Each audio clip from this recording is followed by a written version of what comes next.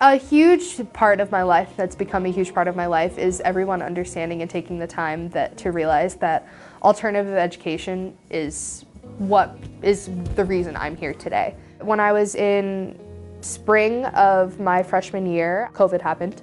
And so we went on a very long break. In the middle of that, a lot of things were happening in my life. In middle school, my parents had split. Just a lot of hard things, hard life things going on all at once. I fell below the radar really quickly. I didn't really do anything. I was like a shell of the person I was. And I was just really angry and sad all of the time. At one point, the cookie finally crumbled, and my mom got an email saying that we were going to have to go to a truancy meeting because I was in trouble. We had to talk about why I wasn't at school, and it was a really hard conversation. My mom and me were talking, and we were sitting, and we were trying to figure out what to do and how to handle the situation. And she had looked at me and she told me that she wanted her daughter back.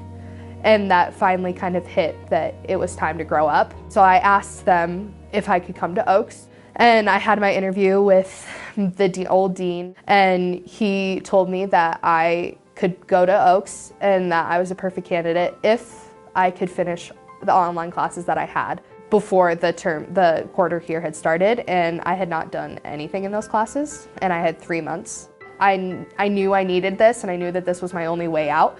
So I worked the 7 hours every single day of the week for that entire 3 months to finish those 3 classes, and I did.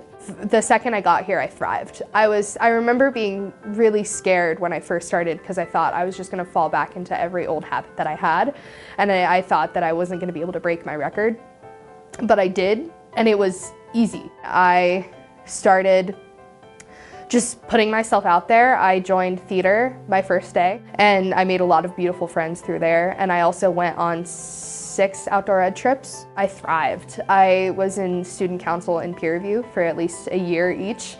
And I loved those. I loved doing them. I loved being able to connect with everybody who was having a hard time because I was there and I had been there, and I wanted to be able to be the person that I didn't have to a lot of people. I'd say she's very motivated. She has a lot of intrinsic motivation.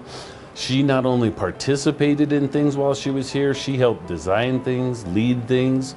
She's kind of a natural born leader, if you will. The fact that she was able to overcome the hardships that she went through earlier in her life and succeeded in being a straight A student here at Daniel C. Oaks High School, and then watching her help others and learning that she wanted to be a teacher and seeing her take on some of the behaviors of an educator, but also being a caring, compassionate person. Ever since I was little, I had a dream of having my classroom and being a teacher and having the kids that I get to teach, but it was always just a small thing. I just want to be that person. I want to be able to be there for kids when they don't even know how to speak up. She could pretty much do anything she wanted to do, and fortunately it sounds like she wants to work with kids, so of course that always, makes me extremely happy when we're able to make the teachers of the future. After everything that I've been through, over all of the obstacles that I've had to face, I finally can say that I did it, and I did it well.